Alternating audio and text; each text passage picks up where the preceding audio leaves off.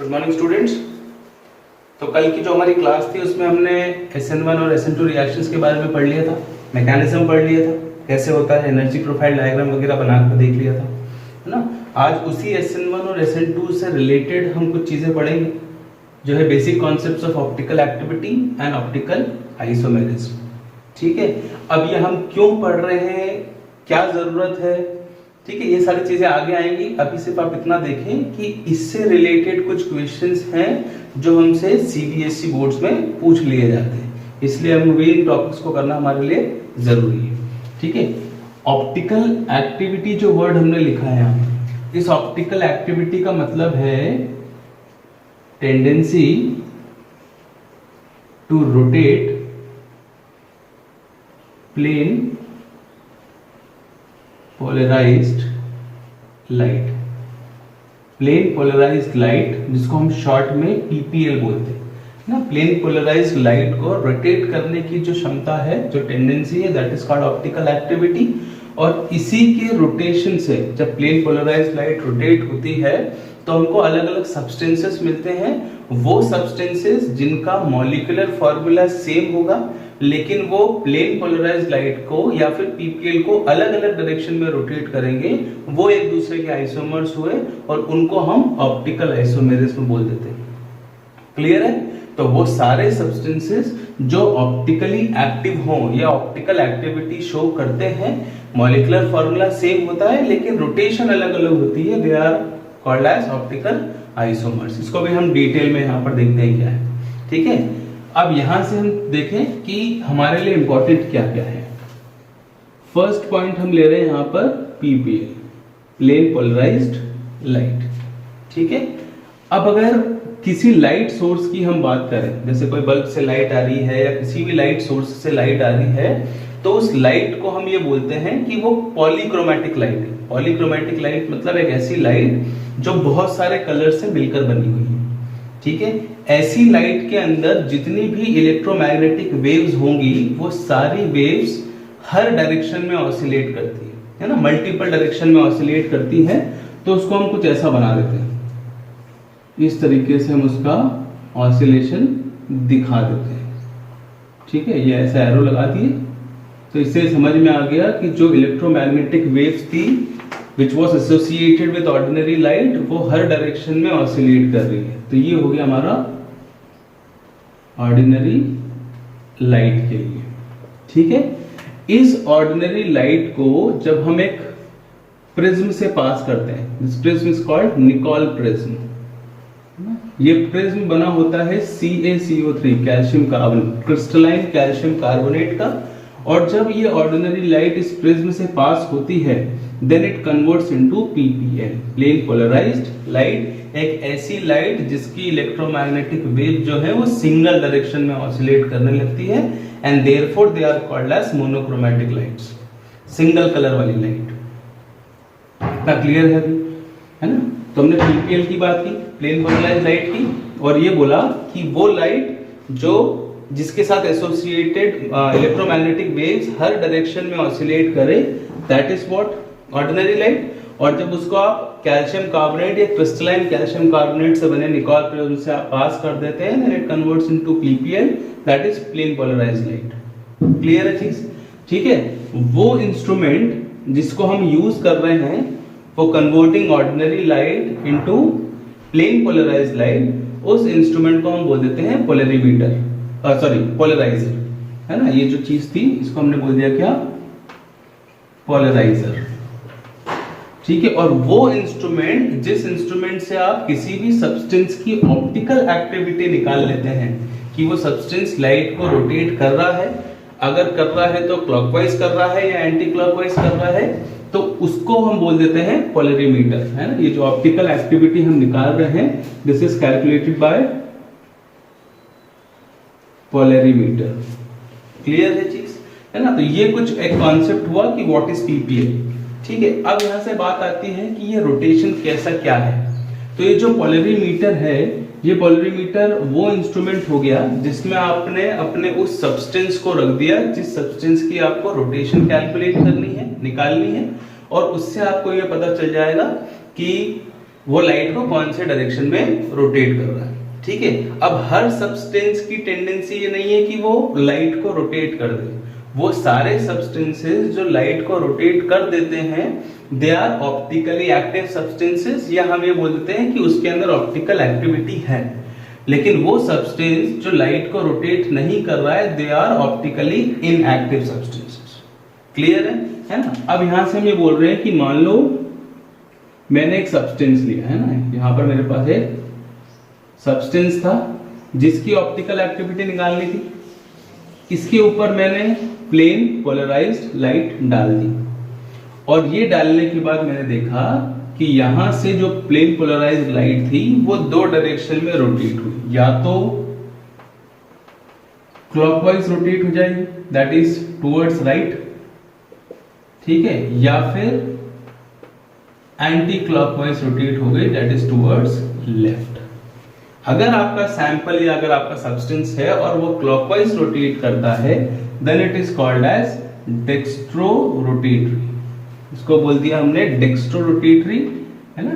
Dexter word से आया है जिसका मतलब होता है राइट। इसको हम रिप्रेजेंट करते हैं या तो स्मॉल डी से या फिर पॉजिटिव से, ठीक है।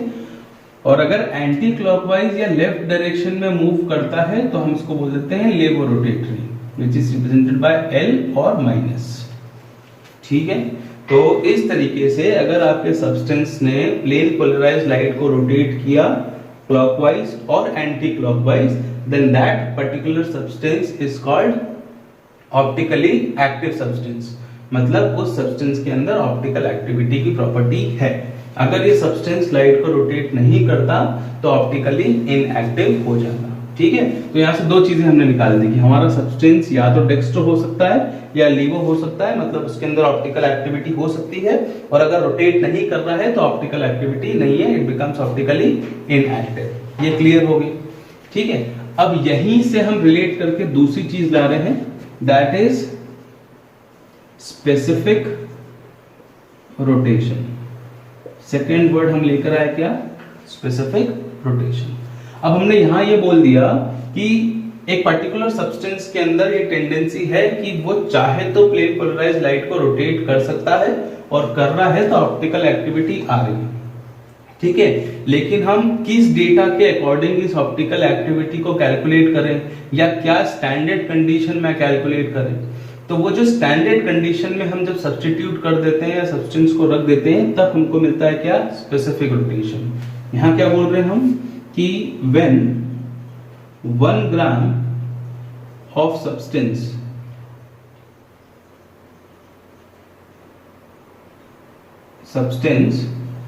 is taken as 1 ml solution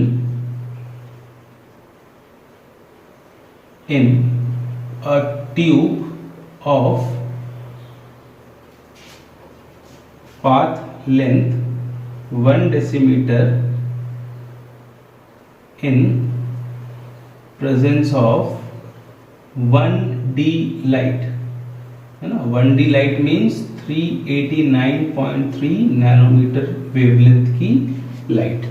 तो इस स्टैंडर्ड कंडीशन में अगर आप किसी सब्सटेंस का रोटेशन निकालते हैं then that rotation is known as specific rotation which is denoted by alpha, ठीक है। हालांकि ये सब हमारे सिलेबस में नहीं है ज्यादा कुछ, एक बेसिक इंट्रोडक्शन है तो अभी हम उसकी बात कर रहे हैं, ठीक है। तो स्पेसिफिक रोटेशन हमने बोला कि ये जो सब्सटेंस हम ले रहे थे हम 1 ग्राम ले रहे हैं, इसका 1 ml सोल्यूशन बना रहे हैं। जिस ग्लास ट्यूब में हम इसको भर रहे हैं फॉर कैलकुलेटिंग द रोटेशन, उसका पाथ लेंथ हो गया 1 डेसीमीटर, और जो वेवलेंथ की लाइट हम इस पर डाल रहे हैं वो 1D लाइट हो गई, या 389.3 नैनोमीटर की लाइट, 389 सॉरी 589, ये 589.3 नैनोमीटर की लाइट हो गई। तो इस कंडीशन में जितना भी रोटेशन का वैल्यू आएगा that is called as specific rotation, ठीक है। ये हमने स्पेसिफिक रोटेशन की बात की। अब थर्ड पॉइंट जो हम ले रहे हैं, फर्स्ट हमने लिया था पीपीएल, सेकंड हो गया स्पेसिफिक रोटेशन, थर्ड हम ले रहे हैं मॉलिक्यूलर एसिमेट्री।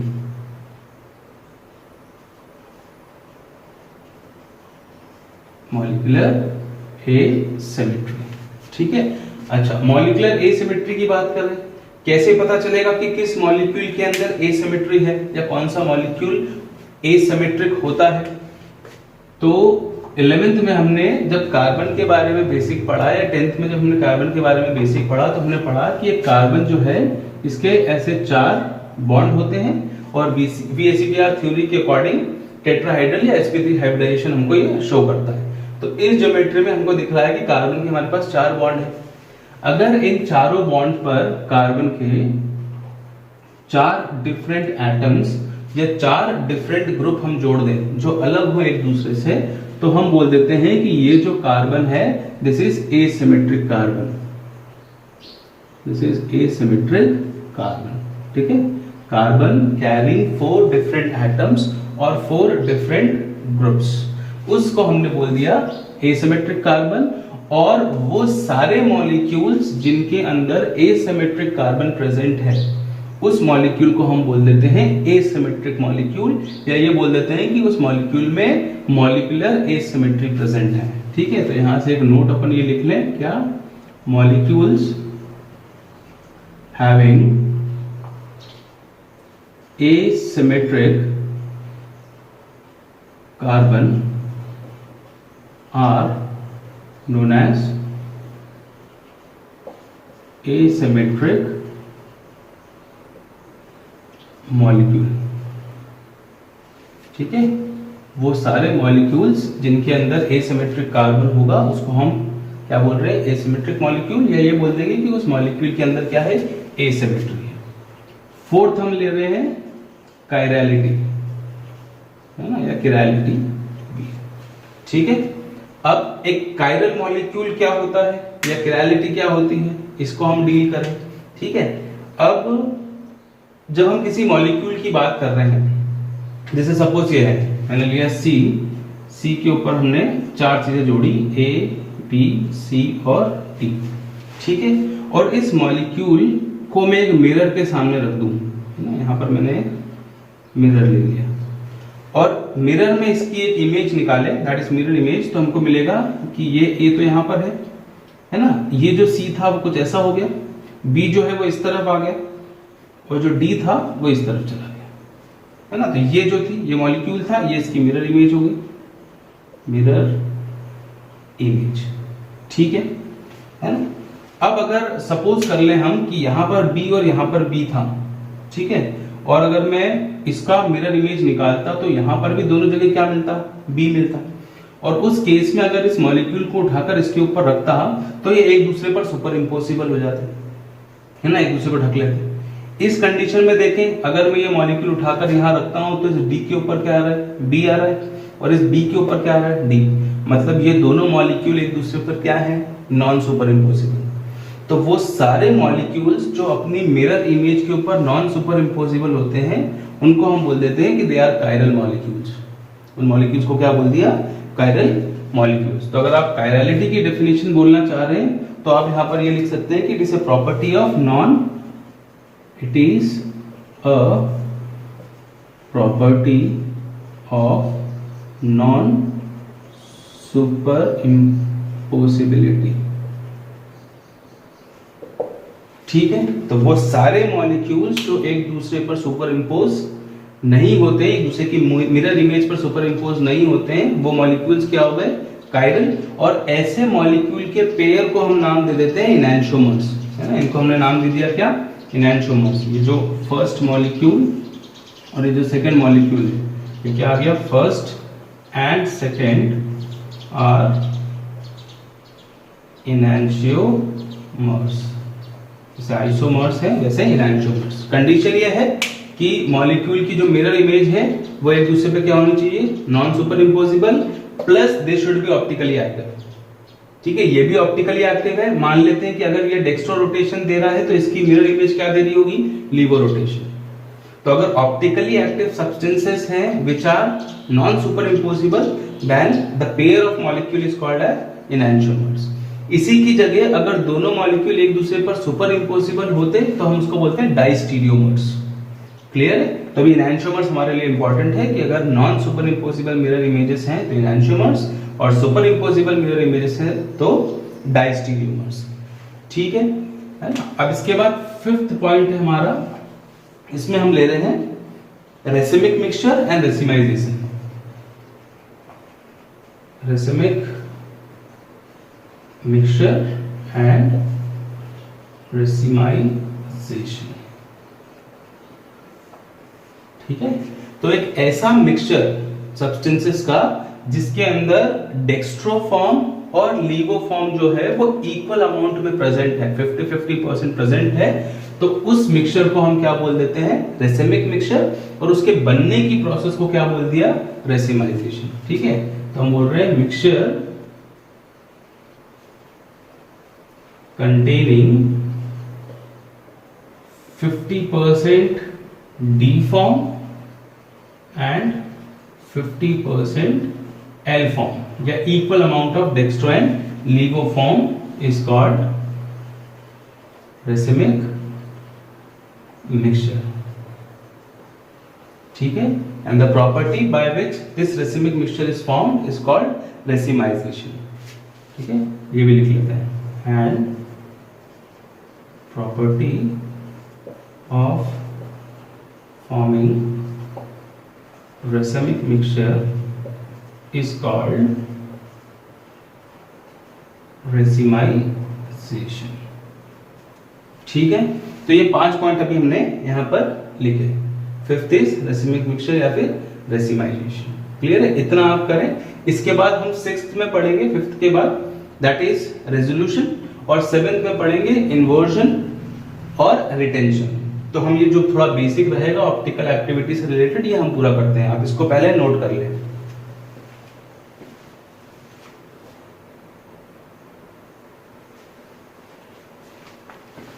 चलिए, तो हमने 5 पॉइंट्स देख लिए। प्लेन पोलराइज्ड लाइट की हमने बात कर ली, स्पेसिफिक रोटेशन की हमने बात कर ली सेकंड पे। थर्ड में हमने देख लिया क्या, मॉलिक्यूलर एसिमेट्री। फोर्थ में हमने देख लिया काइरलिटी। फिफ्थ में हमने देख लिया इनैंशियोमर्स, और साथ में रेसिमिक मिक्सचर एंड रेसिमाइजेशन, ठीक है। अच्छा, एक चीज इंपॉर्टेंट है कि जब हमने डेक्स्ट्रो और लीवो की बात की तो हमने बोला कि जब कोई सब्सटेंस प्लेन पोलराइज्ड लाइट को रोटेट कर रहा था क्लॉकवाइज तो वो डेक्स्ट्रो फॉर्म था, और अगर एंटी क्लॉकवाइज कर रहा था तो वो लीवो फॉर्म था। लेकिन जब हम रेसिमिक मिक्सचर की बात कर रहे हैं, जहां पर हम ये बोल रहे हैं कि रेसिमाइजेशन हुआ है और ऐसा सब्सटेंस बना है जिसके अंदर 50% डेक्स्ट्रो और 50% लीवो प्रेजेंट है, तो उस केस में optical activity will be zero, क्योंकि जितना क्लॉकवाइज रोटेशन होगा उतना ही क्या हो जाएगा, एंटी क्लॉकवाइज। इसीलिए जो स्पेसिफिक रोटेशन की वैल्यू आएगी दैट विल बी जीरो। तो जब हम रेसिमिक मिक्सचर्स की बात करते हैं तो हम ये बोल रहे हैं कि वहां पर ऑप्टिकल एक्टिविटी बिकम्स जीरो, है ना। ऐसा नहीं कि सब्सटेंस ऑप्टिकली एक्टिव नहीं था, ऑप्टिकली एक्टिव था, डेक्स्ट्रो रोटेटरी भी था, लीगो भी था, जितना क्लॉकवाइज हुआ उतना ही एंटी क्लॉकवाइज हुआ, तो नेट रोटेशन बिकम्स जीरो, ठीक है। अब यहां पर हम जो नेक्स्ट चीज ले रहे हैं वो हो गया हमारा retention, retention, inversion and racemisation. Racemisation क्या होता है वो हमने देख लिया, ठीक है। अभी रेसिमाइजेशन को हम रिटेंशन और इन्वर्जन के साथ देख लेते हैं। इससे पहले एक और वर्ड है हमारे पास, उसको हम बोलते हैं रेजोल्यूशन। रेजोल्यूशन, तो रेजोल्यूशन का मतलब होता है जहां पर आप बने हुए डेक्स्ट्रो और लीवो फॉर्म का जो मिक्सचर था रेसिमिक मिक्सचर, उसको आप फिर से सेपरेट कर लो डेक्स्ट्रो और लीवो फॉर्म में, है ना। रेजोल्यूशन का मतलब हो गया separation of D and L form back from racemic mixture. तो रेसिमिक मिक्सचर में से अगर डी फॉर्म को और एल फॉर्म को फिर से सेपरेट कर लिया जाए तो उस प्रोसेस को बोल दिया क्या, रेजोल्यूशन, ठीक है। अब बात करते हैं रिटेंशन, इन्वर्जन और रेसिमाइजेशन की। देखो, मान लो एक केमिकल रिएक्शन चल रही है, सपोज अपन लें कि C था मेरे पास, यहाँ है C2H5, ठीक है, ये हो गया CH3, यहाँ आ गया H और ये हो गया X, ठीक है। और इस X को मुझे सब्स्टिट्यूट करना है ना, न्यूक्लियोफिलिक सब्स्टिट्यूशन मैं कर रहा हूँ, इस X को हटा रहा हूँ, अंदर कोई ग्रुप लेकर आ रहा हूँ। सपोज मान लो मैं इसमें प्लस Y कर रहा हूँ और माइनस X कर रहा हूँ, इस Y को मैं अंदर ला रहा हूँ। तो ये जो रिएक्शन हो रही है जहां पर x का सब्स्टिट्यूशन y से हो रहा है, ये रिएक्शन 3 अलग अलग रूट फॉलो कर सकती है ना। अगर हम रूट नंबर 1 की बात करें तो उस केस में क्या होगा, उस केस में इस सिंपल से मॉलिक्यूल में से यहां से ये बॉन्ड की ब्रेकिंग हुई, x बाहर हो गया और y जुड़ गया सीधे सीधे, तो अपने को मिला C2H5, इधर था H, ये CH3 और यहां आ गया क्या, Y। ठीक है, मतलब जो मॉलिक्यूल जैसा था वैसा का वैसा वहां मिला, सिर्फ सब्स्टिट्यूशन हो गया x और y के बीच में। तो ऐसी सारी रिएक्शन जहां पर कोई भी मॉलिक्यूल में रोटेशन वगैरह देखने के लिए नहीं मिल रहा है, उसकी सिमेट्री चेंज नहीं हो रही है, उसमें हम बोल देते हैं कि रिएक्शन कैसी चल रही है, रिटेंशन के साथ। मॉलिक्यूल जो है वो अपना स्ट्रक्चर जो है वो रिटेन कर गया, है ना, विदाउट एनी चेंज, तो ये रिटेंशन हुआ। मान लेते हैं कि प्लस y होना था और माइनस x होना था और सेकेंड रूट को फॉलो कर रही है। ठीक है, तो सेकेंड रूट फॉलो कर रही है जब, और y अंदर जा रहा है x बाहर आ रहा है, तो उस केस में ये मॉलिक्यूल जो है वो कंप्लीट 180 का रोटेशन दे देता है। तो उस केस में अपने को C ऊपर C2H5, यहां मिल जाएगा क्या, y, यहां आ गया H, और ये बचा अपने पास CH3। ठीक है, तो इस केस में जब सेकेंड रूट को फॉलो करती हुई आई मॉलिक्यूल, तो रिएक्टेंट से प्रोडक्ट बनने पर मॉलिक्यूल ने 180 डिग्री का कंप्लीट शिफ्ट दिया। This is called inversion. Molecule जो है वो इन्वर्ट हो गया, है ना, पलट गया, दैट इज इन्वर्जन।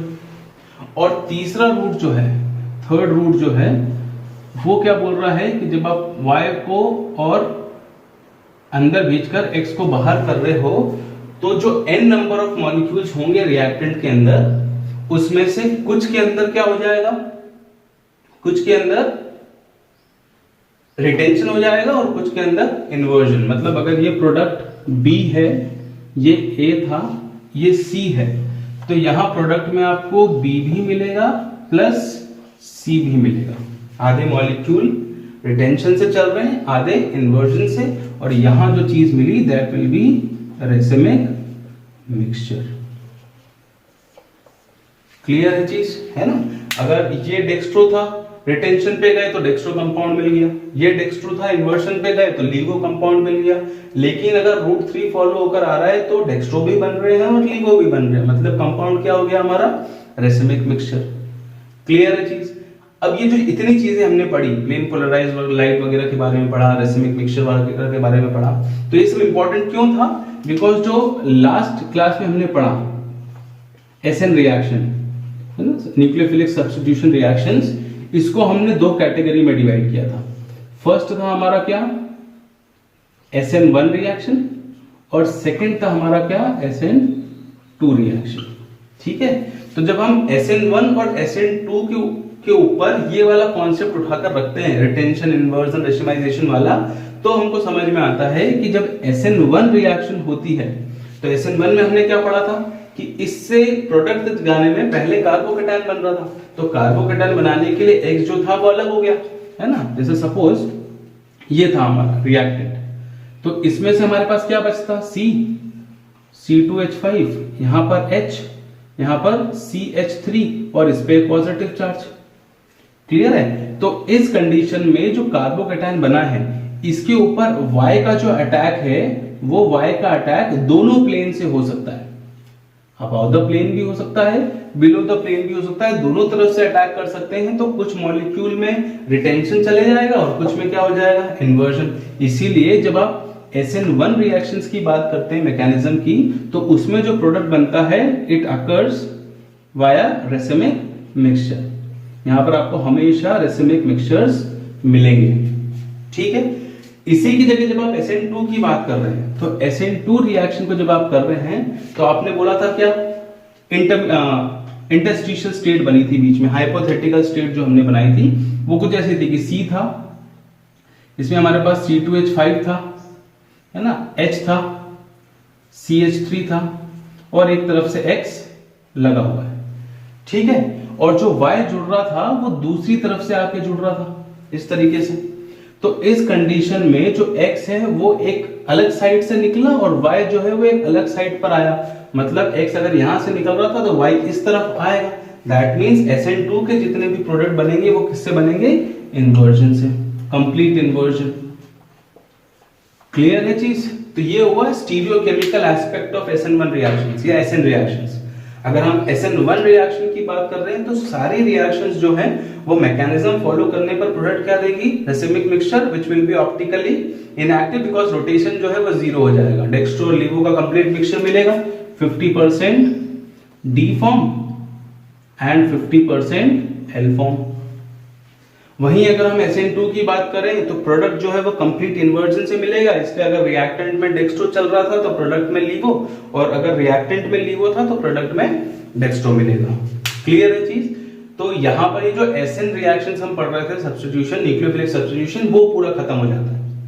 क्लियर है चीज, है ना। तो कल की क्लास में हमने SN1 रिएक्शन, SN2 रिएक्शन के मैकेनिज्म क्या होती है वो पढ़ लिए थे, ठीक है, एनर्जी प्रोफाइल देख ली थी। आज उसका हमने स्टीरियोकेमिकल एस्पेक्ट देख लिया, उसमें कुछ बेसिक्स हमने क्लियर कर लिए। पीपीएल क्या है, पोलैरिटी क्या है, एसिमेट्रिक मॉलिक्यूल, एसिमेट्रिक कार्बन क्या होता है, एनैंटियोमर्स क्या होते हैं, डायस्टीरियोमर्स क्या होते हैं, ठीक है। ये इंपॉर्टेंट इसलिए भी है बिकॉज इसकी डेफिनेशंस आ सकती हैं एग्जाम में। प्लस ये जो हमने स्टीरियोकेमिकल एस्पेक्ट देखा कि किसमें रेसिमिक मिक्सचर होगा, किसमें इन्वर्जन।